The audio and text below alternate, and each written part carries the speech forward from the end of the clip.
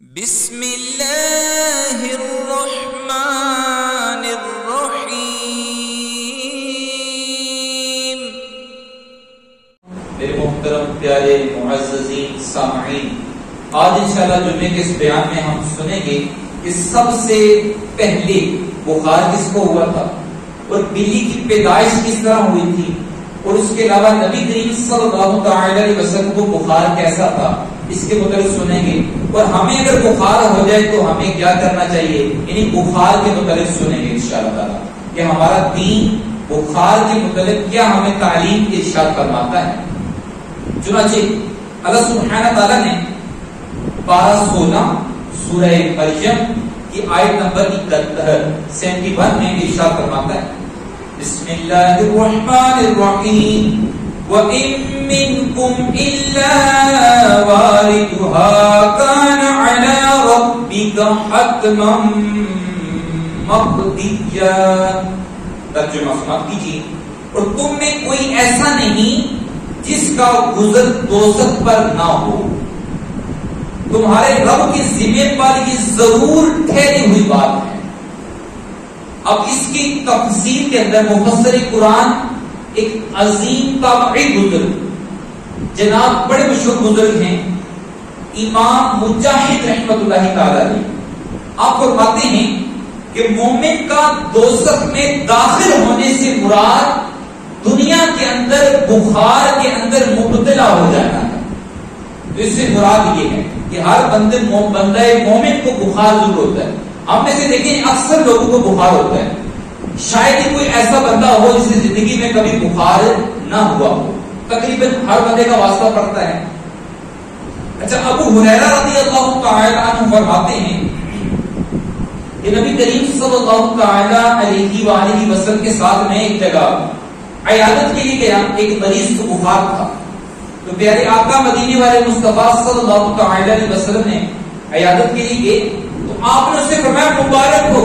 عام طور پر کیا ہم یہ سمجھتے کہ عید کی مبارک دینی چاہیے، شادی کی مبارکباد دے دیں، کوئی گاڑی نہیں لی تو مبارکباد دے دیں، مکان لیا تو مبارکباد دے دیں، لیکن یہاں پر دیکھیں سیرت رسول آپ غور کریں، ایک بندے کو بخار ہے، آپ عیادت کے لیے تشریف لے کر گئے ہیں اور جا کر کہتے ہیں مبارک ہو۔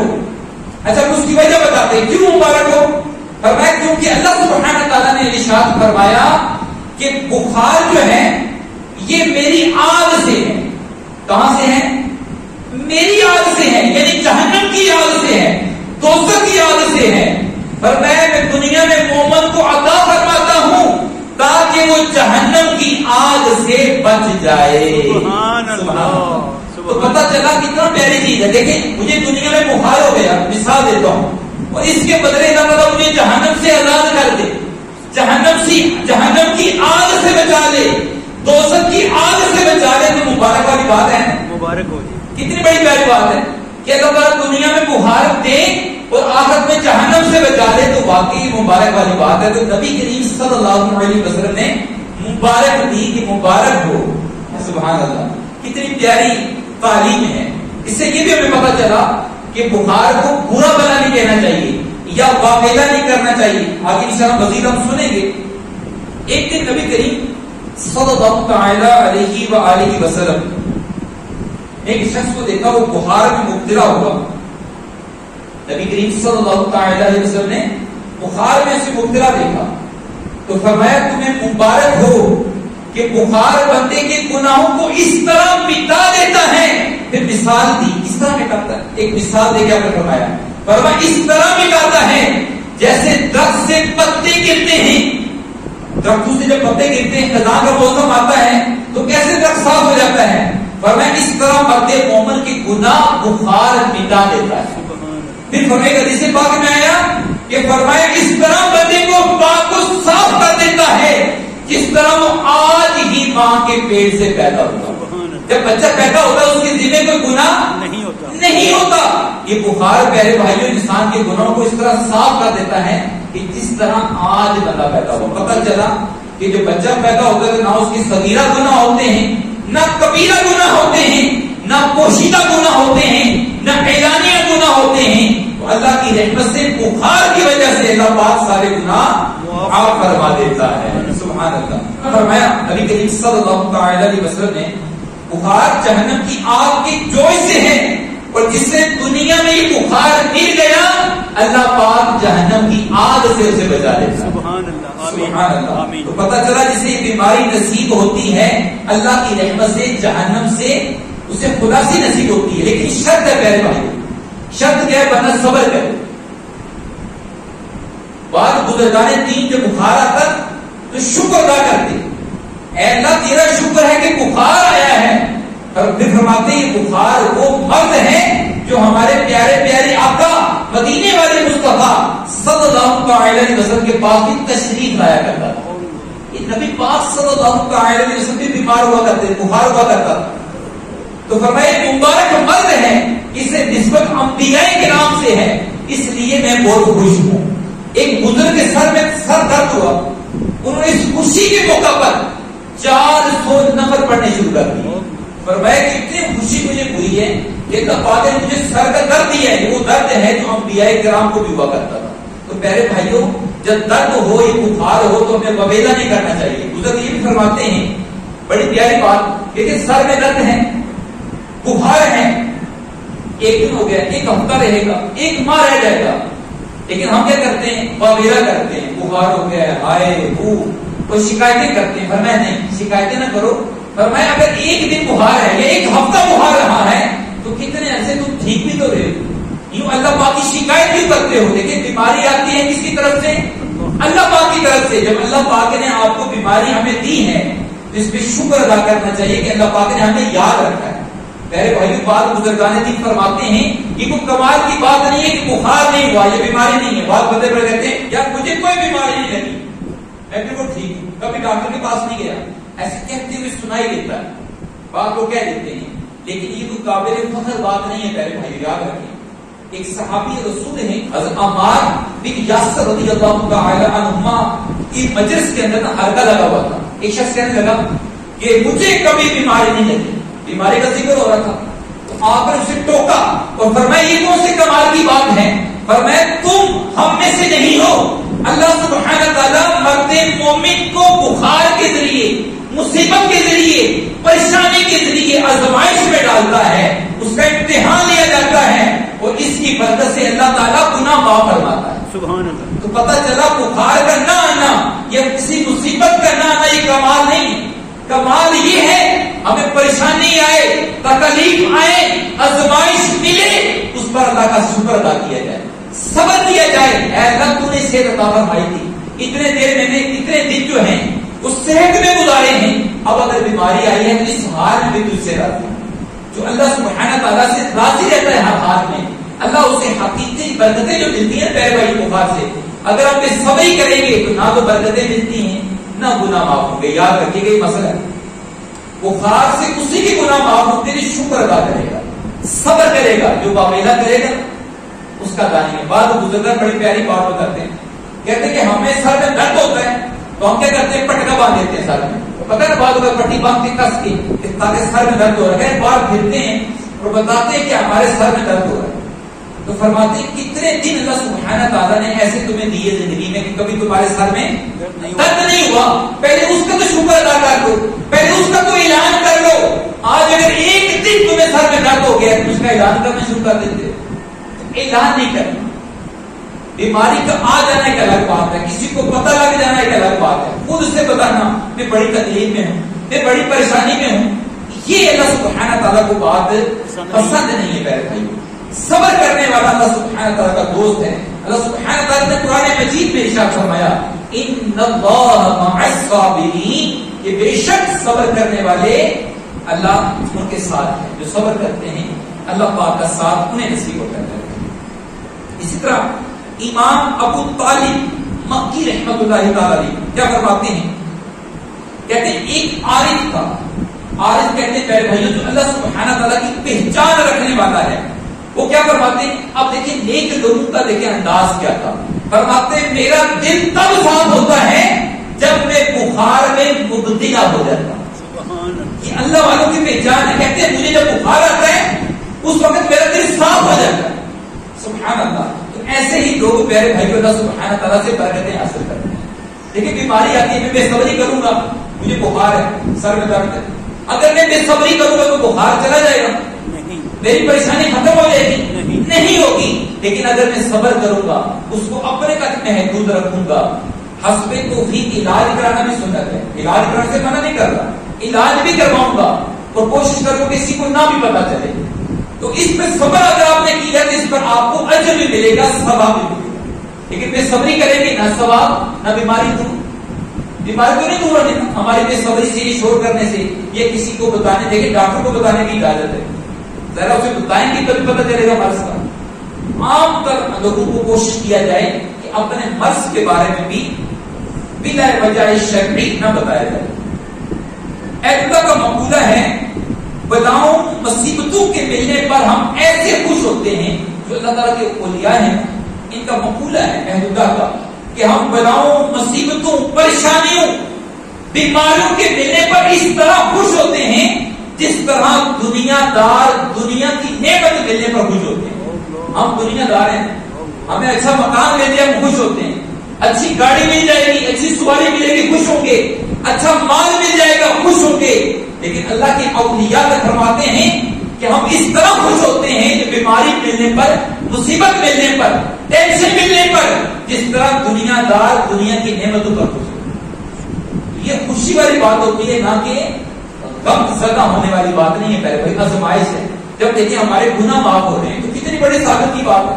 اگر میرے بخار کی وجہ سے میرے گناہ معاف ہو گئے ہیں, کل قیامت کے دن عذاب سے بچ جاؤں گا, اس سے بڑی کوئی بات ہے میرے بھائی کہ صرف بخار سے میرے گناہ معاف ہو جائے, مجھ سے عذاب دور ہو جائے, اللہ پاک مجھ سے راضی ہو جائے, تو یہ واقعی مبارکباد والی بات ہے. جی ہاں میرے بھائی, حضرت بی بی ام مالک رضی اللہ تعالی عنہ یہ بیمار تھی, تو یہ کانپ رہی تھی. پتہ نا بعد بخار ہوتا تو بندہ کانپتا ہے, گرمیاں بھی ان کو بھی سردی لگ رہی ہوتی ہے, بندہ کہتا ہے رضائی رکھو کمبل رکھو, یعنی میں کانپ رہی تھی. تو نبی کریم صلی اللہ علیہ وسلم میرے پاس تشریف لائے. جب تشریف لائے تو مجھے دیکھا, جب میں کانپ رہی تھی تو فرمایا اے ام مالک تجھے کیا ہوا ہے؟ فرمایا یا رسول اللہ صلی اللہ علیہ وسلم بخار ہے, جو کیا سو اللہ نے کیا. اتنا کہا تو نبی کریم صلی اللہ علیہ وسلم فرمایا اے ام مالک بخار کو برا بلا نہ کہا کرو, کیونکہ بخار سے انسان کے گناہ اس طرح جڑ جاتے ہیں جس طرح درختوں کے پتے جڑ جاتے ہیں. سبحان اللہ. پہلے بھائیو دیکھیے نبی کریم صلی اللہ علیہ وسلم اتنے الفاظ کو کہتا تھا, اسے منع فرما دیتے کہ نہیں کیا, شکر ادا کریں اللہ سبحانہ تعالیٰ کی. شکر کرنے میں انشاءاللہ دنیا میں بھی کامیابی ہے اور آخرت میں بھی کامیابی ہے. کسی شاعر نے کیا خوب فرمایا, چپ کر سے کا موتی ملسن صبر کریں تا ہیرے, چپ کر سے کا موتی ملسن صبر کریں تا ہیرے, اگر پاگنا وانگوں روزہ پاسے نہ موتی نہ ہیرے. مطلب صبر کر لیتا ہے اللہ کی رضا مل جائے گی, ثواب مل جائے گا, گناہ معاف ہو جائیں گے, اللہ کی رحمت ملے گی. اگر بندہ میں صبر کرتا ہے نہ ثواب ملے گا, نہ ہیرا ملے گا, نہ موتی ملے گا, نہ گناہ معاف ہوں گے. تو بندہ کیوں نہ صبر کو اپنائے. تو صبر وہی ہوتا ہے پہلے بھائیوں, جب تکلیف ملے اس کے بعد پہلا جملہ بندہ بولتا ہے اسے کہتے ہیں صبر. بعد میں ہم کیا کرتے ہیں, سب کو بتا کر پھر کہتے ہیں ہم بڑے صبر والے ہیں, سب کو بتا کر پھر کہتے ہیں ہم صبر والے ہیں. تو صبر تو وہی تھا نہ بتاتے ہیں, اب بتاتے آپ کو تو صبر رہا. تو ہمیشہ جب تکلیف ملے تو انشاءاللہ صبر کرنا چاہیے. نبی کریم صلی اللہ علیہ وسلم نے سامنے ایک شخص کا ذکر کیا گیا, انتقال کر گئے. تو ایک صحابی کہنے لگے کہ کتنا خوش نصیب ہے بغیر بیماری کے مر گئے, ان بیمار ہوئے بغیر. بعض اوقات تو پتا ہے اس بات سمجھتا ہے یار, وہ جب بیمار ہوتا ہے نا, بیمار ہوتا بہت ہوتا ہے, تو ہم لوگ کیا کہتے ہیں اس پر اللہ کا عذاب آ گیا ہے, کتنی تکلیف سے مرا ہے, کتنی جان اس کی مشکل سے نکلی ہے, طرح طرح کی نا ہم باتیں بناتے ہیں. ایسا نہیں کہنا چاہیے. آئیے حدیث بات سنیں کہ نبی کریم صلی اللہ علیہ وسلم نے ایسے صحابی جس نے کہا تھا کہ بغیر مرض کے مر گیا, بغیر بیمار ہو کر مر گیا, اس کو کیا کہا؟ فرمایا تم پر افسوس ہے. اس صحابی نے کہا کہ وہ فلاں شخص بغیر مرض کے مر گیا, بغیر بیماری کے مر گیا. تو نبی کریم صلی اللہ علیہ وسلم اسے مخاطب کر کے فرمایا تم پر افسوس ہے, اگر یہ مرتے مومن بیمار ہوتا اللہ تعالیٰ اس بیماری کے بدلے اس کے گناہ معاف فرما. سبحان اللہ. نعرہ تکبیر, اللہ نعرہ رسالت. یا رسول اللہ. پہلے بھائیوں پتہ کیا چلا؟ لیکن خوش نصیب کون سا ہے؟ کمال کس چیز میں ہے کہ بندہ بیمار ہو کر مرے، نہ کہ تندرست چلا جائے۔ بیماری میں کیا فائدہ ہوتا ہے کہ انسان کے گناہ معاف ہو جاتے ہیں۔ پہلے اگر بندہ اس پر صبر کرتا ہے اس کے گناہ بھی جھڑتے ہیں، گناہ معاف ہوتے ہیں۔ یہ بہت بڑی اللہ سبحانہ تعالیٰ کی کرم نوازی ہے۔ پھر علماء کرام فرماتے ہیں، بالخصوص امام احمد رضا خان علیہ رحمۃ الرحمٰن فرماتے ہیں سر درد اور بخار بالخصوص یہ دو بیماریاں فرمائیے مبارک ہیں۔ فرماتے ہیں کہ وہ بیماریاں ہیں جو انبیاء کرام کے پاس بھی تشریف لایا کرتی تھی، انہیں نبی پاک سے نسبت ہے، انبیاء کرام سے نسبت ہے، تو ان پر ہمیں جو ہے نا واویلا بھی نہیں کرنا اور شور بھی نہیں کرنا۔ اور بالخصوص فرماتے ہیں کہ شخص کو 40 دن تک کوئی پریشانی نہیں آتی، بیماری نہیں آتی، کوئی آزمائش نہیں آتی، کوئی انوکھی خبر نہیں سنتا جس سے اس کا دل تھوڑا پریشان ہو جائے، تو فرمایا اس سے ڈرنا چاہیے کہ کہیں اللہ پاک نے اس کی رسی کو ڈھیلا تو نہیں کر دیا۔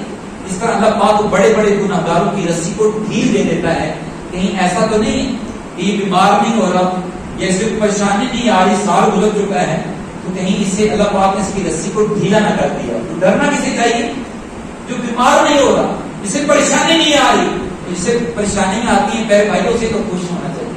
ایک بڑا پیارا واقعہ یاد آ گیا، ایک میاں بیوی تھے دو، نبی کریم صلی اللہ تعالی علیہ وسلم کے دور اقدس کی بات ہے۔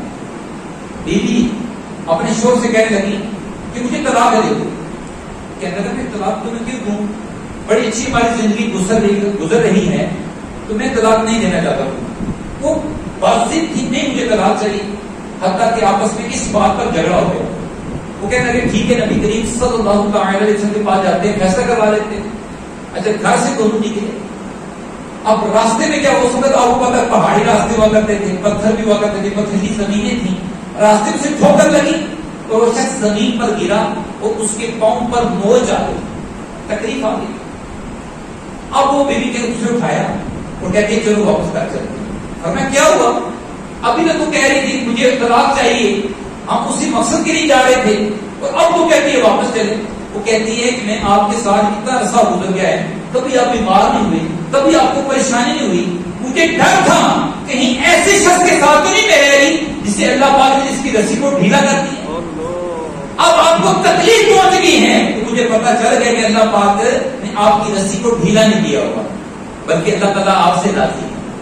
تو پتا چلا پیارے بھائیوں، اب اس چوٹ کی خاطر وہ اس کو اٹھاتی ہے اور گھر واپس لے جاتی ہے۔ یہ بڑی اہم بات ہے کہ تکالیف ملنے پر ہمیں خوش ہونا چاہیے کہ اللہ سبحانہ تعالیٰ نے اللہ کی طرف سے تکلیف آئی ہے، اللہ پاک نے یاد رکھا ہے کہ میری رسی کو ڈھیلا نہیں رکھا، بلکہ اپنے پیارے بندوں میں شامل کیا ہے، نیک مومن بندوں میں شامل کیا ہے۔ وہ کمال یہ نہیں ہوتا بنا بیماری نہ ہو، پریشانی نہ آئے، بلکہ کمال یہ ہے کہ مصیبت آئے، پریشانی آئے، بیماری آئے اور بندہ صبر شکر کے ساتھ اس وقت کو بھی گزارے۔ اس میں میرے بھائیوں کمال ہے کہ بندہ کی زبان پر ہے الحمدللہ، اللہ تیرا شکر ہے، تو یہ کمال ہے میرے بھائیوں۔ اسی طرح نبی کریم صلی اللہ تعالی علیہ وآلہ وسلم نے فرمایا، ایک صحابی کو بخار کا انہیں آپ عیادت کے لیے گئے تو پہلے اپنے الفاظ سننے سے کیا فرمایا تھا کہ مبارک ہو۔ اب جب گئے تو فرمایا تمہیں خوشخبری ہے۔ بخار والے کو کیا فرمایا؟ تمہیں خوشخبری ہے۔ اس کی وجہ بتائی پھر کیا خوشخبری ہے؟ فرمایا تمہیں خوشخبری ہے کہ بخار ہے۔ فرمایا اللہ سبحانہ تعالیٰ فرماتا ہے بخار جہنم کی آگ کا حصہ ہے، جس سے اللہ پاک دنیا میں بخار عطا فرما دیتا ہے، وہ کل قیامت کے دن محشر کی گرمی اور جہنم کی آگ سے محفوظ رہے گا۔ تو پیارے بھائیوں، یہ بڑی برکت والی بات ہوتی ہے کہ نبی پاک صلی اللہ علیہ وسلم ایسے بیمار یا بخار والے مریض کو خوشخبری کہہ کر پکار رہے ہیں، کبھی مبارکباد کہہ کے کہہ رہے ہیں کہ تمہیں مبارک ہو۔ تو پتہ چلا بخار بھی ایک مبارک بات ہے۔ پیارے بھائیوں، آج کل ہم جو ہے نا شکوہ شکایت کرتے ہیں، اور بعض لوگ اتنا شکوہ شکایت کر دیتے ہیں، ناشکری کرتے ہیں اللہ سبحانہ تعالیٰ کی، مرض آیا ہے، بیماری آئی ہے، تکلیف آئی ہے، یا کوئی ٹینشن آ گئی ہے، نقصان ہو گیا ہے کاروبار میں یا کوئی اور معاملات ہو گئے ہیں، تو بعض اوقات ہم نے یہ سنا ہے کہ لوگ کہہ دیتے ہیں اللہ سبحانہ تعالیٰ کی ذات پر یوں اعتراض کرتے ہیں۔ جملہ غور سے سننے آپ یہ بہت اہم بات بتانے لگا ہوں جس کا تعلق ایمان کے ساتھ ہے۔ اگر ناشکری میں، ٹینشن میں، مصیبت میں، بیماری میں کوئی بندہ اس طرح کہہ دیتا ہے اپنے رب سے شکوہ کرتے ہوئے، اعتراض کرتے ہوئے، اے میرے رب تو نے مجھ پر کیوں ظلم کر دیا حالانکہ میں نے تو کوئی گناہ نہیں کیا. علماء کا اس پر فتویٰ ہے یہ جملہ کہنے والا کافر ہو جائے, ساری زندگی کے نیک اعمال برباد.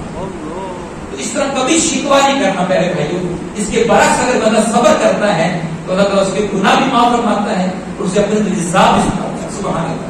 تو اللہ پاک کے پیارے نبی ہیں محمد عربی صلی اللہ علیہ وسلم, آپ کو بھی بخار ہوا کرتا اور آپ جب مرض وفات میں تھے تو تقریباً 12 دن آپ کو مسلسل بخار آیا, شدید قسم کا بخار. اور عام طور پر بھی آپ کو بخار ہوا کرتا تھا. اور بخار ہمارے جیسا نہیں پیارے بھائیوں, جیسے نبی پاک افضل ہیں ان کا بخار بھی ہم سے زیادہ شدت والا تھا. حدیث پاک میں آتا ہے ایک صحابی فرماتے ہیں کہ میں نبی کریم صلی اللہ علیہ وسلم کے پاس آیا عیادت کے لیے تو آپ کو بخار تھا. کہتے جیسے میں نے ہاتھ لگایا, عام طور پر پتا بخار والے مریض کو ہاتھ لگاتا ہے پیشانی پر یا اس کا ہاتھ پکڑتا ہے. فرمایا اتنی شدت تھی کہ مجھ سے ہاتھ نہیں لگایا گیا, فوراً میں نے ہاتھ پیچھے کر دیا. اتنا تیز نبی پاک صلی اللہ علیہ وسلم کو بخار تھا.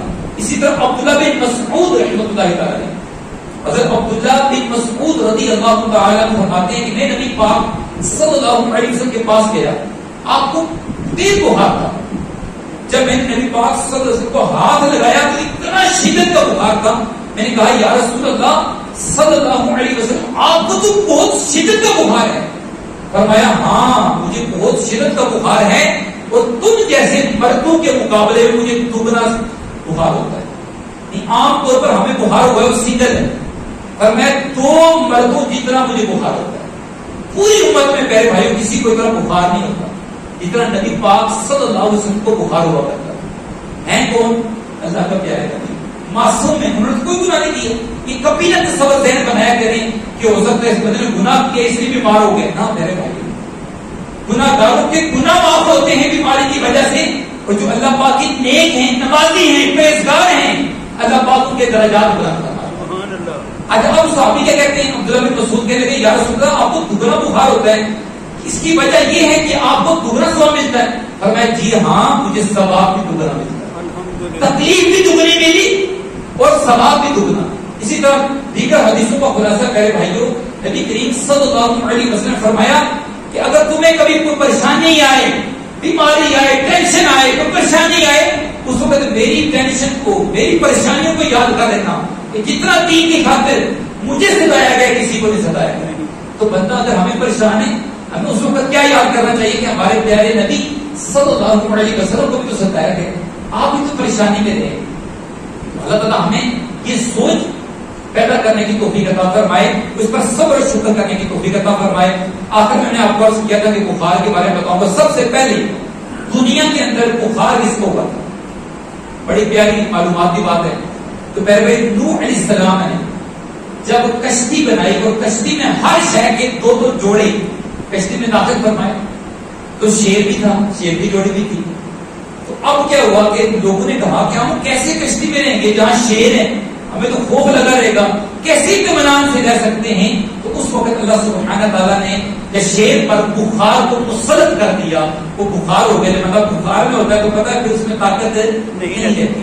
اچھا اس کے بعد میں نے آپ کو بتایا تھا سب سے پہلے بخار کس کو ہوا ہے, شیر. دوسری بات بتائی تھی کہ بجلی کیسے پیدا ہوئی اسی کشتی کے اندر. اب چوہے تھے تو وہ کیا کرتے تھے, آپ نے کھانا بھی رکھا ہوا تھا کشتی کے اندر, تو تنگ کرتے تھے, کبھی کسی کھانے کو منہ مارے, کبھی کسی کو. تو سب لوگوں نے نوح علیہ السلام کو کہا ہمیں چوہے بڑے تنگ کرتے ہیں, ہمیں کھانے پینے کا سامان خراب کر رہے ہیں. تو آپ نے پھر اللہ سبحانہ تعالیٰ کی طرف التجا کی. تو اس وقت اللہ سبحانہ تعالیٰ نے شیر کو چھینکنے کا حکم دیا. شیر نے چھینک ماری تو بلی منہ سے باہر نکلی. تو یوں بلی کی پیدائش ہوئی. جب بلی پیدا ہو گئی تو اس وقت چوہے بھاگ کے, سنبھل کے اور اپنی جگہوں پر جا کر بیٹھ گئے. یہ بلی کی پیدائش کا ایک ذریعہ تھا. اللہ تعالیٰ ہم سب کو سمجھنے اور عمل کرنے کی توفیق عطا فرمائے. وما علینا الا البلاغ. علم کے موتی آقا نے عطا کیے, علم کے موتی آقا نے عطا کیے. ناداروں کو علم کے موتی